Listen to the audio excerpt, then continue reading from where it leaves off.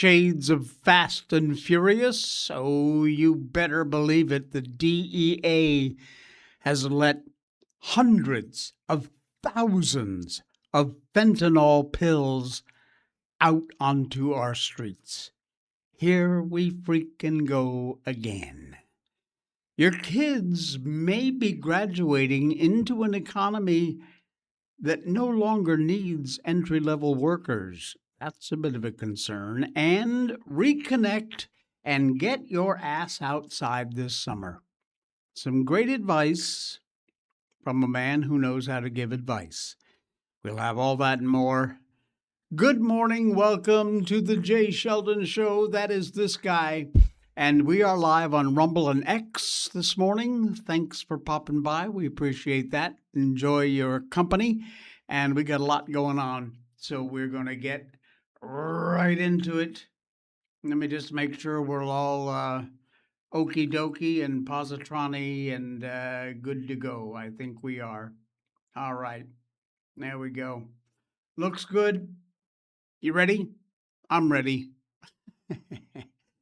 This one is like, when are they going to learn this crap doesn't work anymore? Because we keep catching them. This is, you remember Fast and Furious? Remember Obama's Attorney General, Eric Holder? That whole scandal was called Fast and Furious. The Bureau of Alcohol, Tobacco, and Firearms, ATF, allowed over 2,000 firearms purchased illegally in 2009 so they could allegedly track them and tie them to Mexican drug cartels. What could go wrong? Well, as it turns out, the answer is a lot. They promptly, completely lost track of the guns. I don't know. And then one of them was used in the killing of a U.S. Border Patrol agent, Brian Terry. Holder eventually held in contempt of Congress for refusing to come clean about this whole schmeal matter. But he even admitted that the tactics were wholly unacceptable. Now, some Drug Enforcement Administration agents apparently just didn't get the memo. According to a new Associated Press report, the agency has allowed hundreds of thousands of deadly fentanyl pills to flood into New Mexico between 2023 and 2025. Instead of stopping the flow, they stood by and they waited for bigger fish to fry. DEA agents, this is from the report, repeatedly monitored shipment of fentanyl pills but did not seize them.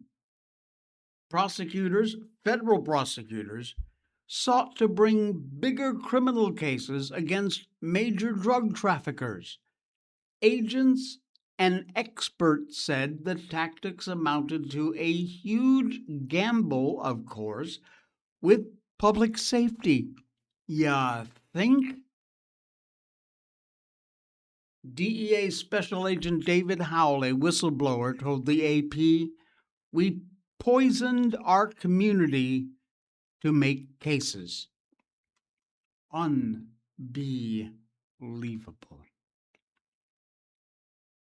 Chuck Grassley's lead line attorney to investigate Operation Fast and Furious.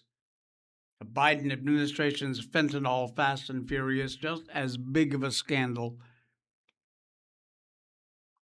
Empower U.S., proud to represent Special Agent David Howell, and we hope Congress and the Justice OIG will do the work to expose the precise staggering amount of just how many pills were actually walked. Right across the border, they knew it was there, they saw it happening, and they did nothing. And people, our citizens, got killed from them. interview with Jim Mustian, one of the two reporters who broke this story, detailed how they tracked down the whistleblower using some investigative tactics. They noticed but one of the letters in the whistleblower's name was redacted in a report, and that was the letter L. So they sent messages via LinkedIn to every DEA agent they could find whose name ended in the letter L. Then they struck gold. An agent soon connected to the whistleblower named David Howell. Since the government very often allows small-scale criminal activities to go on so they can uncover larger-scale operations, it kind of makes sense.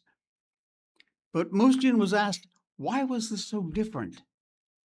It's because by releasing it, you're almost certainly condemning people to death.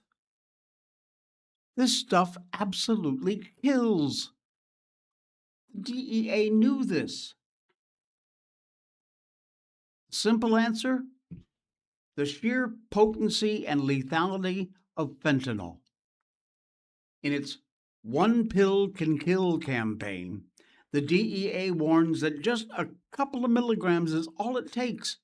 That's an amount that would fit on the tip of a pencil. Yes, the tip of a pencil.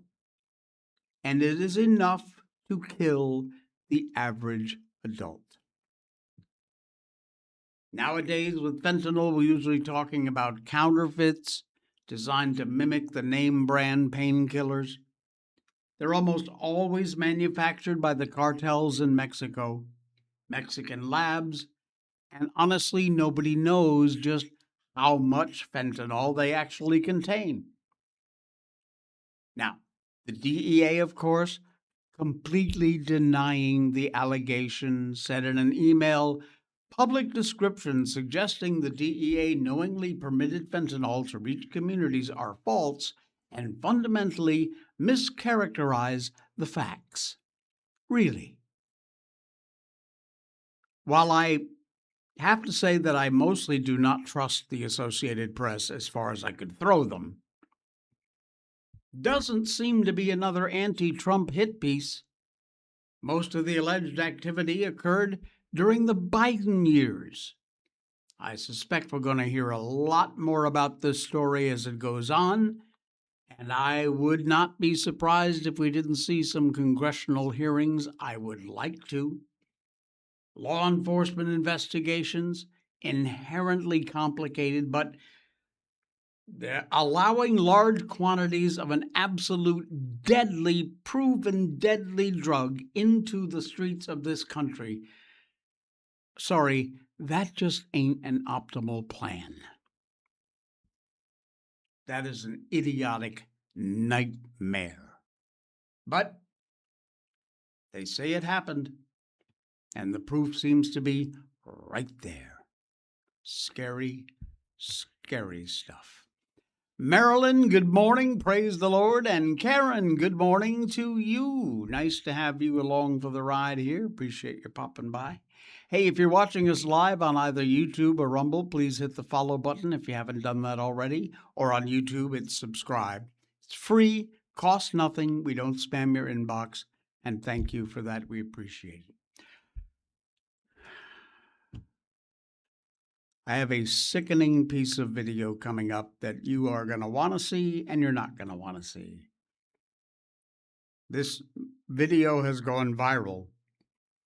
It is of a Gulf War veteran who's being abused in a New York care home, and it is horrific.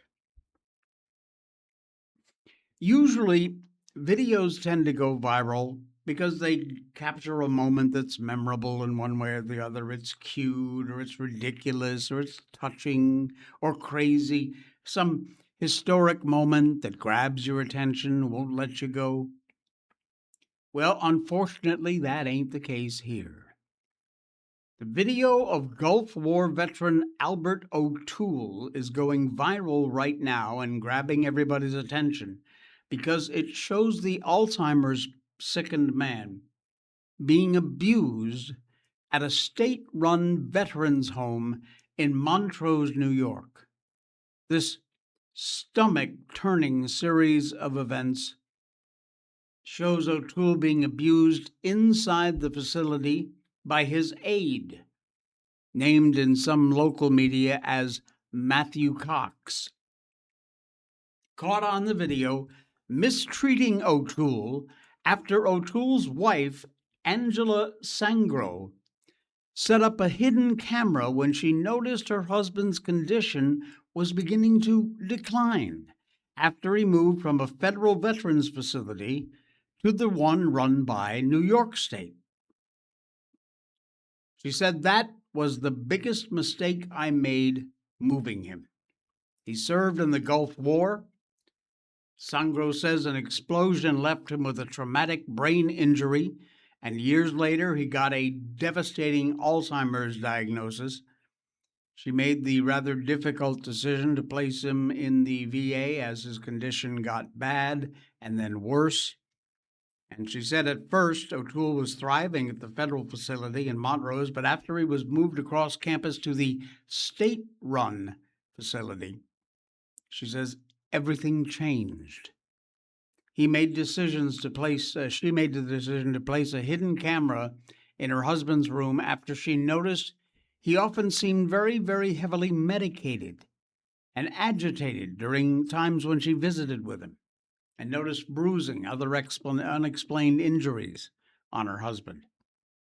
And when she checked the video, she was absolutely horrified, as you will be when you see it. The video, which is now for the first time being shown publicly, begins with O'Toole's longtime aide yanking food out of his hands. Sangro describes what seems to happen seconds later. He picks him up by the neck and throws him in a chair, and then forcibly pulls him down into the chair and punches him in either the side of the face or the neck. Moments later, that video appears to show the aide striking O'Toole in the head with a broom before forcing him back into the restraint chair.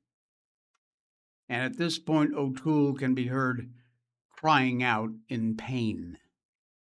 You hear him screaming. Nobody comes to check. "Where are the other aides?" asks Sangro. "I don't know how I missed it. I was there every single night." Cox subsequently fired from the New York run facility, arrested for abuse. Reportedly, he is still employed by the U.S. VA in a non-patient role. This video is horrific. When O'Toole's fellow veterans saw it, they immediately took to social media and demanded action be done. This is the fellow here in Better Days, and that in the top half of the screen is this unbelievable video. Take a look.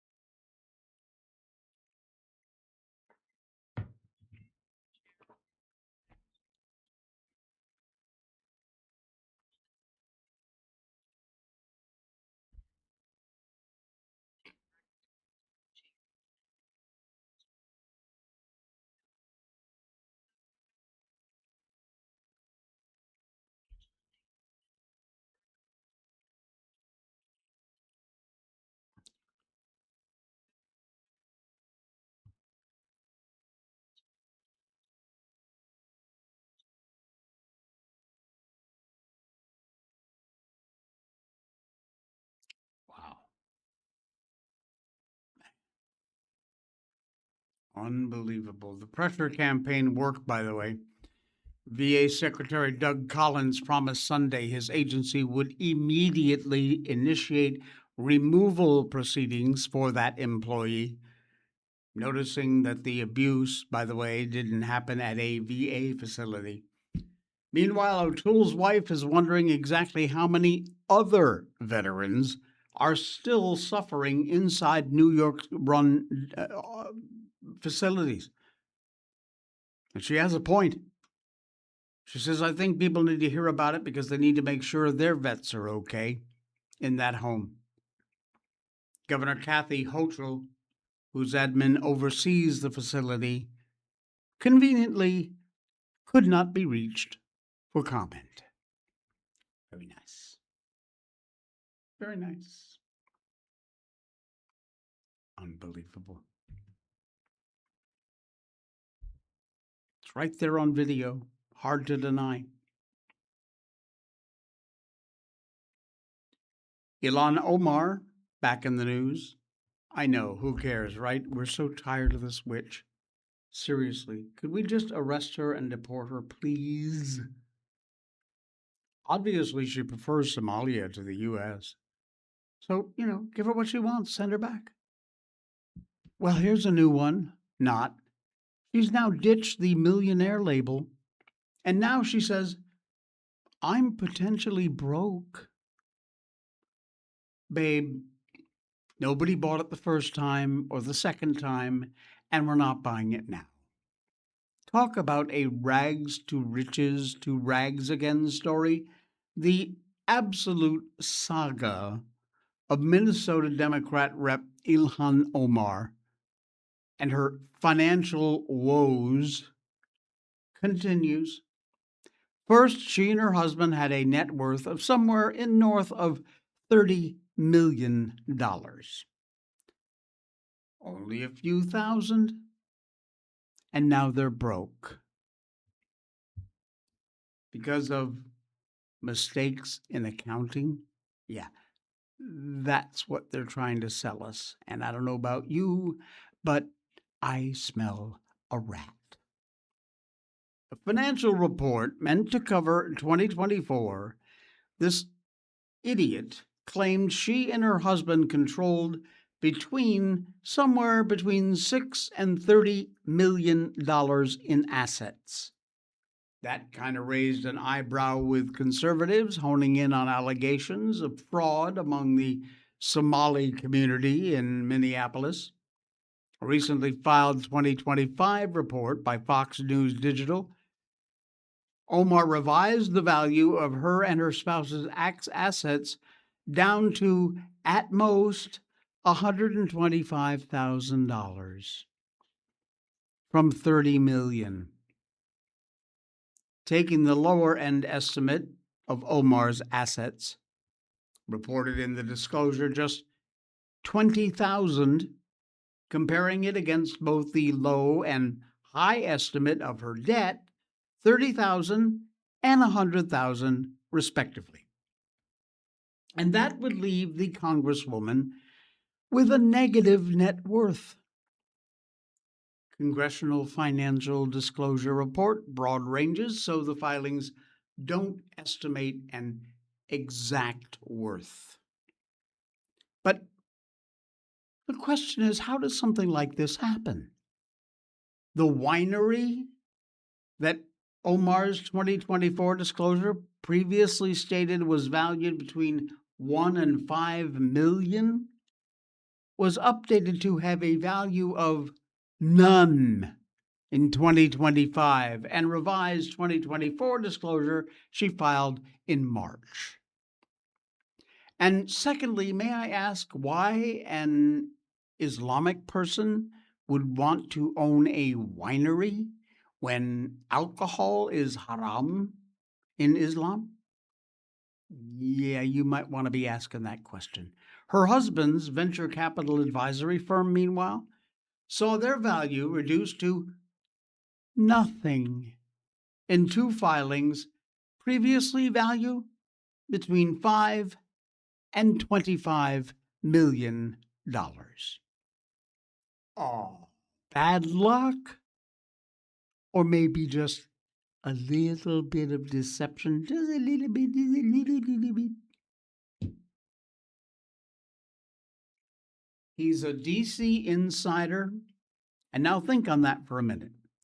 A guy who doesn't stay in business like a venture capital, if he's so incompetent that a $30 million goof in reporting doesn't get noticed, he doesn't stay in business like that by backing ventures like failing wineries that only produce a few dozen bottles of good old vino.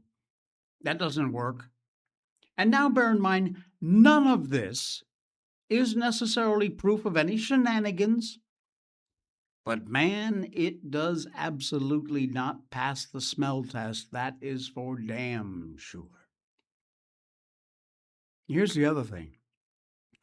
Rep Omar will probably be able to go on gaming the system as long as she desires, wants to stay in Congress, which, if the record of her idol, Nancy Pelosi, is any example, that could be till the end of the next major glaciation.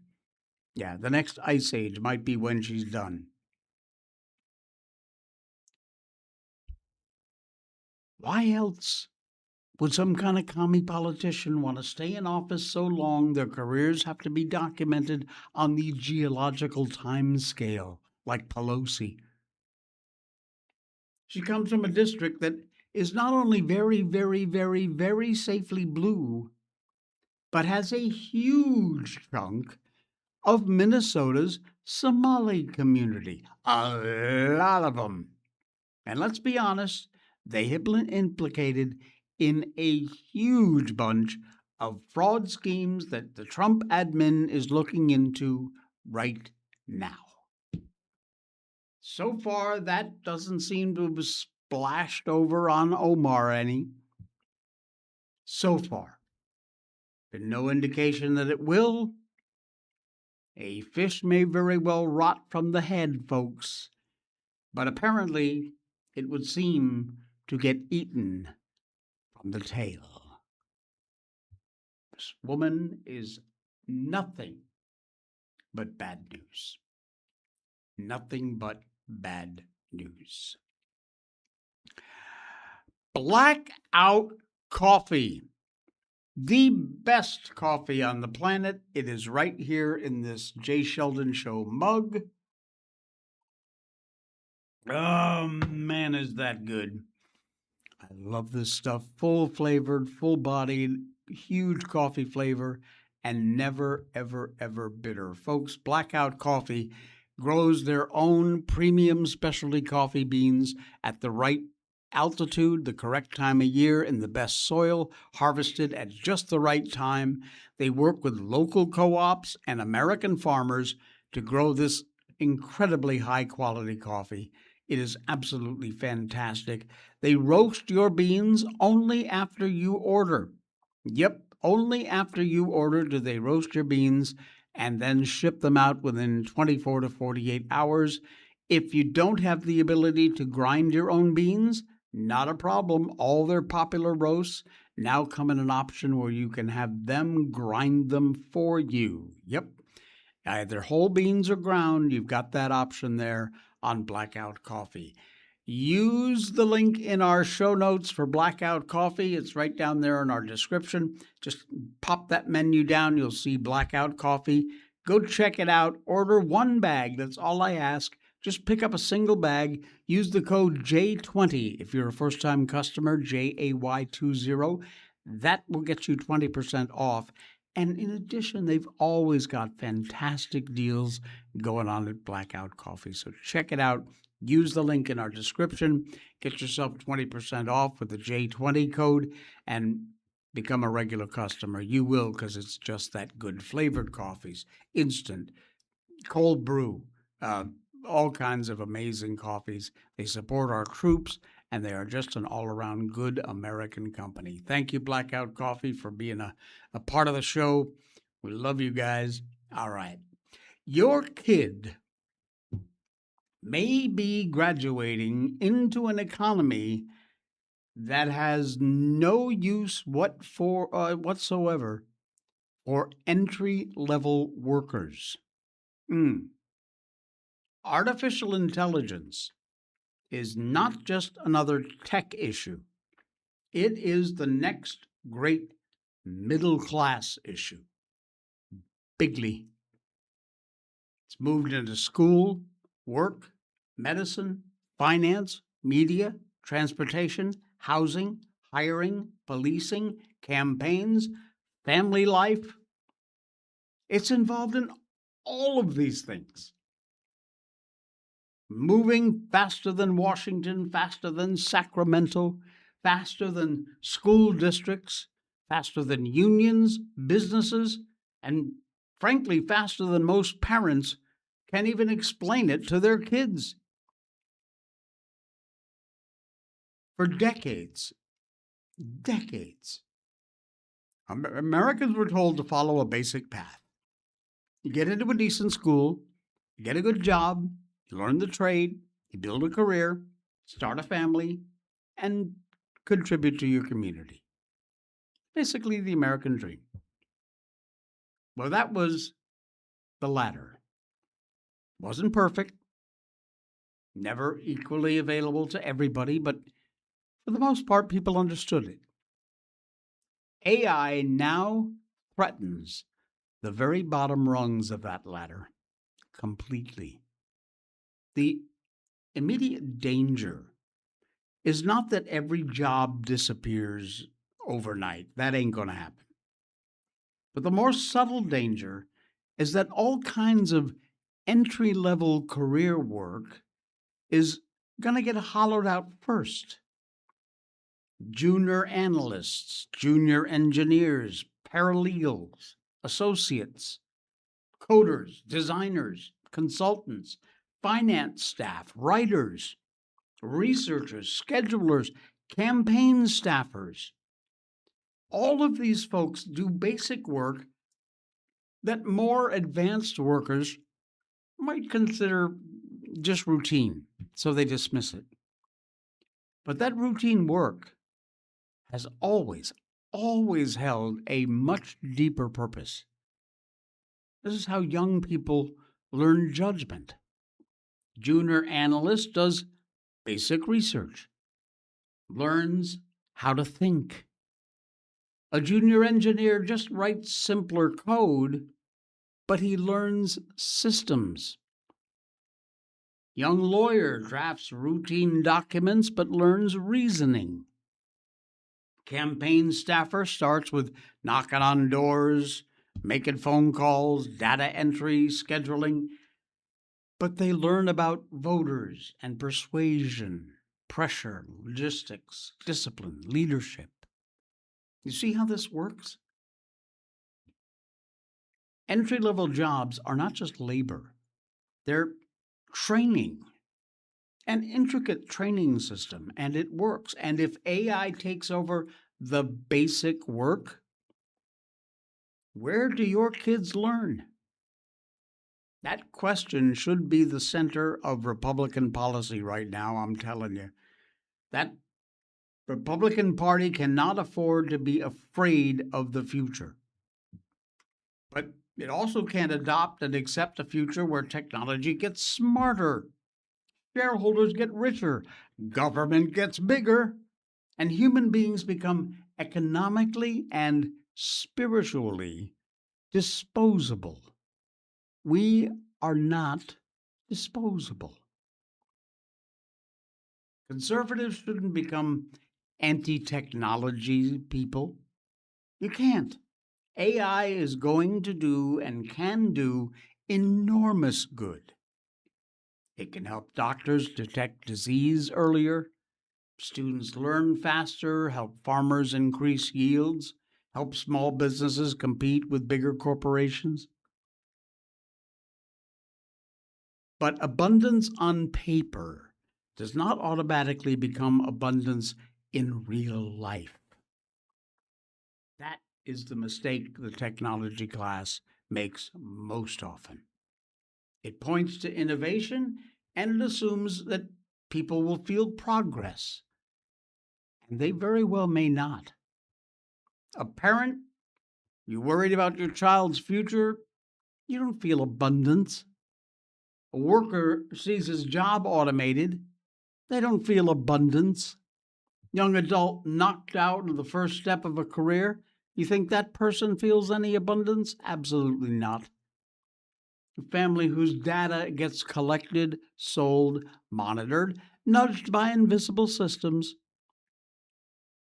you think they have any sense of freedom? I don't think so. They feel like they are replaceable. The gap between technological progress and lived experience, that is where politics lives. Republicans, I'm telling you, you got to own that space. You've got to. The Democrats' answer most certainly is going to be, like usual, more federal programs, more central planning, more mandates, redistribution, more regulation, more bureaucratic control. It's what the Democrats do. Big tech going to offer a different version of the same future. Trust us, give us your data. Let our systems manage all that complexity, and everything will be more efficient. And neither answer is enough.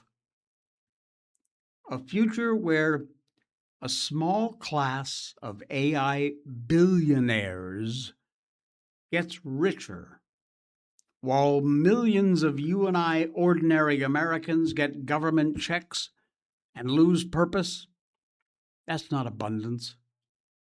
It's dependency with better branding. That's all it is. People need more than income, okay? They need dignity. They need usefulness, recognition, belonging, contribution, formation, community, purpose. Workers and work, it's not just a paycheck. It's structure, it's pride, it's the ability to provide for your family.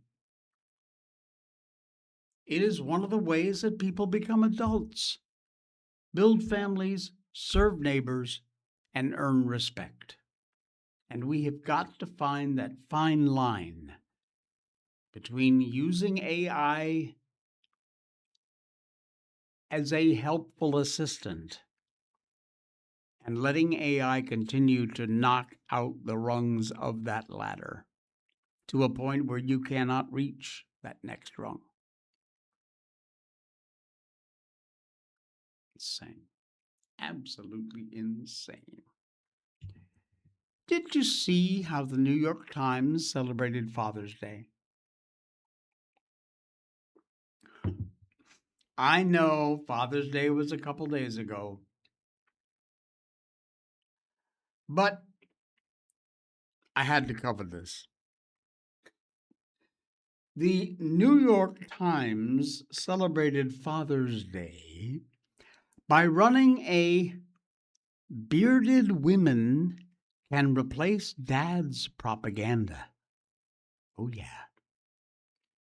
This trans dad cartoon, it's an op-ed, and it's a reminder that the legacy corporate media have a sneering disdain for real fathers.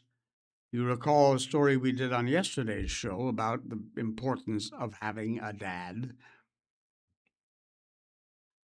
And for a lot of Americans, Father's Day, an opportunity to spend some time with the family, show dads in their lives, and specifically their own fathers, how much they're appreciated, how much they appreciate everything our dads do for us. And that means that for legacy media outlets like the New York Times, it's a day to run propaganda for the mentally ill women who think they become dads by ripping off some of their female body parts and growing facial hair.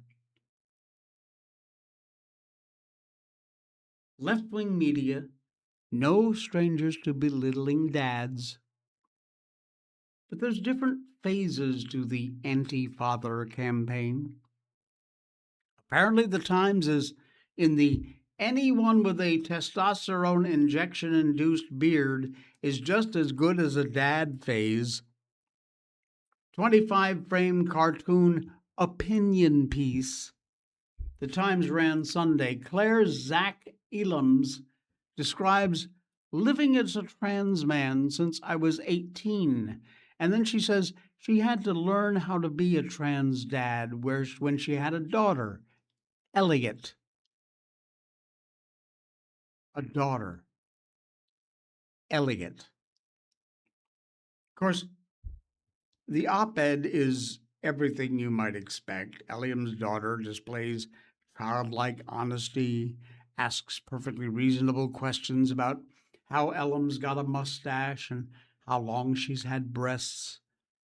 And then Ellam's presents her daughter as making her happy and secure by affirming her new identity.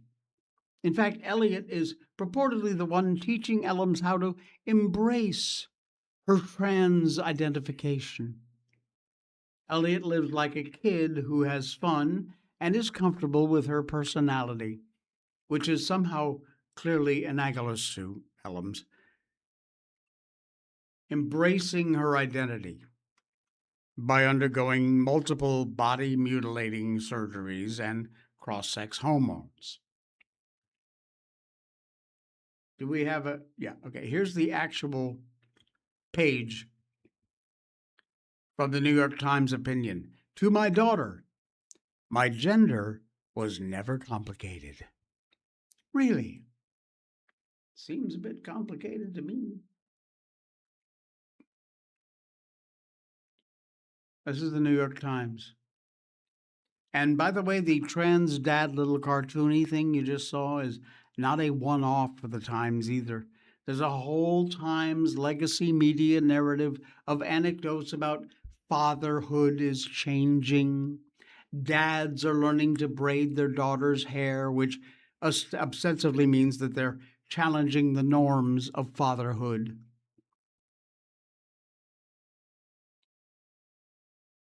Please do not subscribe. I mean, nobody reads the printed pages of the New York Times anymore. Most people go online. But stop giving these people money. Cancel your subscription. Garbage. Absolute garbage news outlet. Unbelievable. Los Angeles, in the Here We Go Again column, they are moving to let non-citizens vote after Democrats pinky promised that we're not doing that. Pinky promise.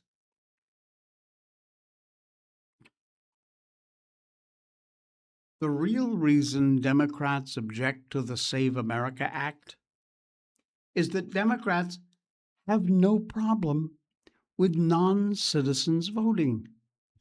LA City Council voted last Wednesday to put that question of whether non-citizens can vote into city elections on the ballot in November. It's not even a question. Of course they can't vote, but they're going to let the public vote on it. This proposal asks voters to allow non-citizens to vote in city and LA Unified District elections. The sponsor of the bill reportedly said individuals with temporary protected status, permanent legal residence, and DACA recipients would benefit from the proposal, although it's unclear which mechanisms, if any, would be in place that would be able to differentiate between illegal and legal non-citizens at the voting booth. Didn't think about that, did you? Yet for years, Americans are worried about non-citizens voting, and you were told that concerns, it's just a fever dream. Don't worry about it. No problem, no problemo. In fact, the propaganda press has insisted through the 2024 election and beyond that that there were no movements to expand voting rights to non citizens, no reason for the adoption of any measures that would secure elections. There was no reason to suspect Democrats would be comfortable with non citizens voting, and yet here we are. So they are going to put this proposal on the ballot in November, which would absolutely allow non citizens to vote. Well, ain't that nice? I'm telling you, honest to God.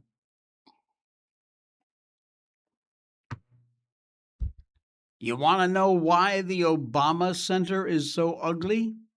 Well, guess what? Now we know. It fully opened, as you know, we covered it on Friday. It was just a nightmare. I know most of you don't care. But the verdict from the internet was very swift and very brutal. People called it a monstrous insult to architecture, a concrete nightmare, and simply a monstrosity. Social media spent the whole week ever since Friday comparing it to a trash can, a dystopian movie set, which all seems a bit pleasant considering what it really looks like. It is hideous, folks. You've seen it.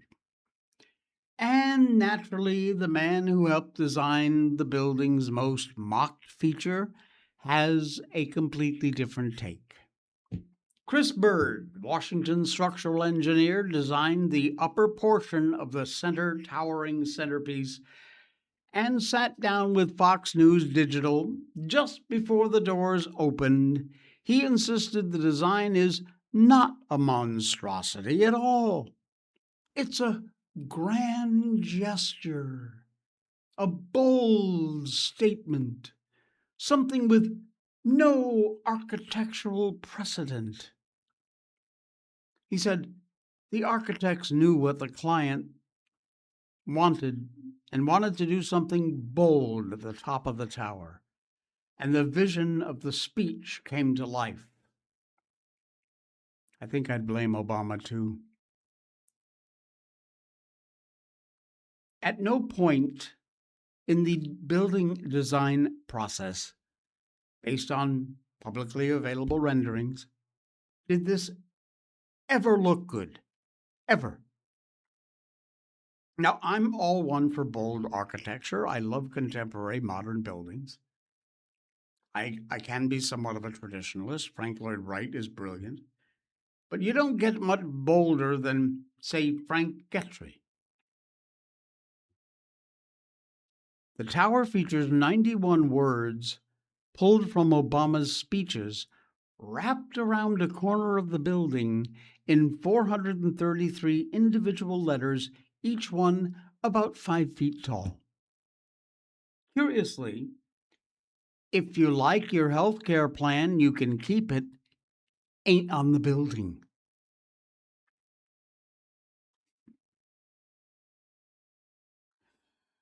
Oh, man.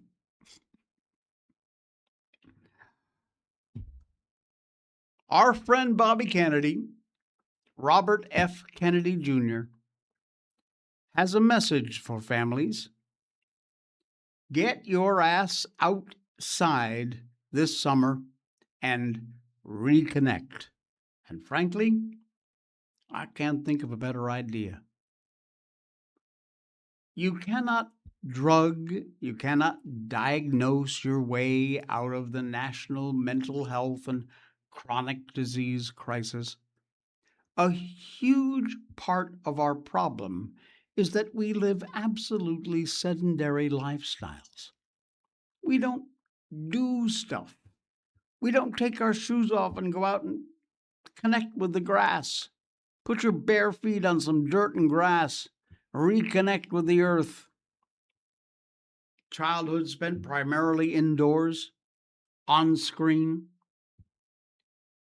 There is a new website put out by DHS, which is to encourage Americans to reconnect with other humans and God's great outdoors, and it is brilliant.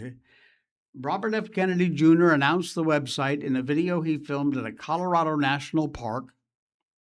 Getactive.gov is the site, and it encourages Americans to eat real food instead of that highly processed junk food crap you're used to. It also urges you to set a minimum bar of 150 minutes of physical activity a week and 2 days weekly with strength-building exercises. That's not asking much, but it will make a huge difference in your life. Trust me on that. Kennedy believes that'll go a lot further than improving your health than any big pharma pills or shots. Do we have it? We do. It's about a minute and a half, but well worth your time. Here is that video from RFK Jr.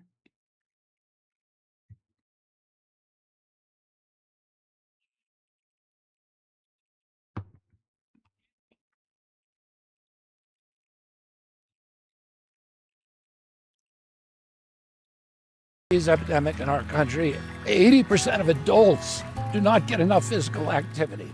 77% of our kids can't qualify for military service. 35% of our teens are obese or overweight.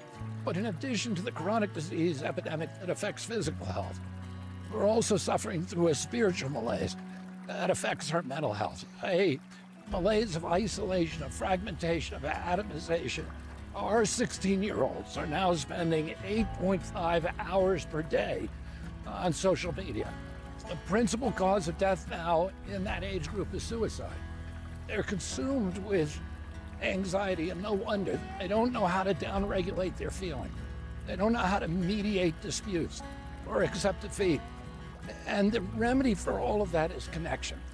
You get connection through other people, but you also get it by connecting to creation. And that's a prescription, not just for the chronic disease epidemic, but also for the mental health crisis in our country. Go to getactive.gov.